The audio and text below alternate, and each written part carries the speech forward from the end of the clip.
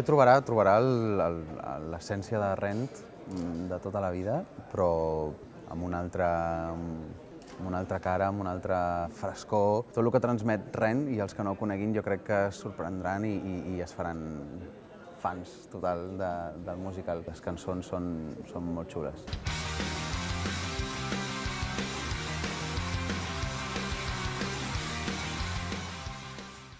Jo estava fent disseny gràfic a la Massana i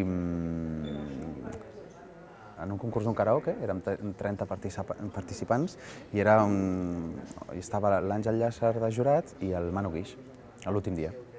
I era una espècie de gales d'Operación Triunfo, es feia cada diumenge en el local i al final vaig guanyar. I em va venir el senyor Manu Guix, jo no el coneixia de res, i em diu, ostres, estem fent ara els càstings de Cris. I per què no et presentes? Estem buscant nois, tens planta, tens veu. I jo, però ostres, no he fet mai teatre, no he fet mai cant. No, però presenta't. I sí, em vaig presentar, vam arribar a la final, vam quedar 3 per al paper de Denis Zuko. Al final el càsting no va sortir, però tot el que va aportar em va canviar totalment el món i jo també em vaig adonar que el disseny gràfic m'encanta, però clar, això em tirava molt més. Però era una cosa que estava allà però que no era com, Roger, no sumis en això, que és impossible, no? I al cap de mig any, un any d'estar a la Coco Comín, fent comèdia musical, em va sortir Què, el musical, amb l'Àngel Llàcer i el Manu Guix, que estava el Xavi Navarro, que també està aquí, i va ser el Nadal del 2008, 2009, i d'allà no he parat.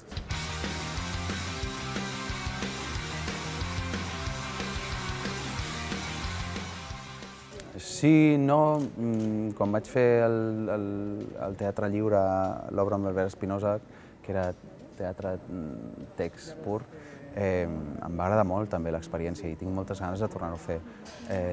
La tele m'agrada molt, el cine m'agrada molt. El que sí que m'he trobat amb el pas dels anys i que no he parat, per sort, hi ha un moment que penses, ostres, el teatre és molt esclau, molt. I jo soc una persona molt familiar, molt del típic que m'agrada tenir un grup de gent que vinguin a casa i ens podem jugar a algun joc de cartes o mirar una pel·li i fer crispetes i fer-la xerrar, no? I clar, tots els caps de setmana estàs tancat al teatre. Els Nadals estàs tancat al teatre. Aquesta cosa últimament m'està com donant moltes voltes al cap, en plan, què prefereixes, ser feliç? Però clar, després et puges a l'escenari i se t'oblida tot. O sigui, me'n recordo estar ara combinant la sèrie de Càcies amb Maricel al cap de setmana, després de dinar, t'has d'aixecar del sofà i te n'has d'anar a fer 2 funcions a Maricel, és hola, què tal, no?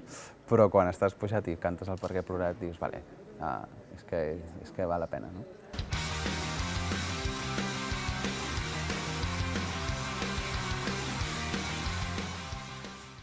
Són durs. Quan vaig acabar La Bella i la Bèstia no tenia res. Me'n recordo que fa 2 anys i vaig decidir marxar a viure a Londres. I vaig estar un any i vaig treballar com un burro en un restaurant, vaig aprendre molt anglès, em vaig trobar un representant allà, vaig arribar a fer algun anunci, vaig fer una prova per alguna sèrie d'allà i vaig ser molt feliç. Però just em va sortir la pel·lícula de Com sobrevivir a una despedida, vaig venir cap aquí, quan vaig venir cap aquí em van proposar de Goll de Gom fer Maricel i ja estic aquí un altre cop. També un ha de ser tirat echao pa'lante, no?, que diuen, i confio molt en que tot el que projectes també et ve i tot soc molt d'aquesta filosofia i sempre m'he atrevit a tirar endavant i a llançar-me i a veure què passava. Bé, ho vaig fer quan vaig deixar de cop el món del disseny gràfic i vaig apostar totalment per això, no?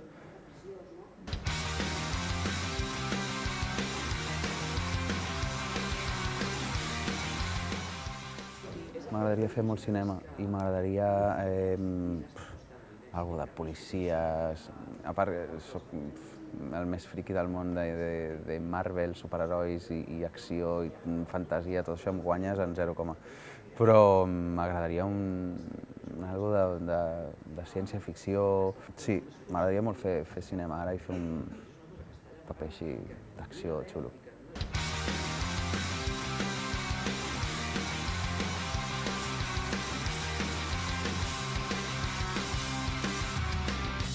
Do you document real life?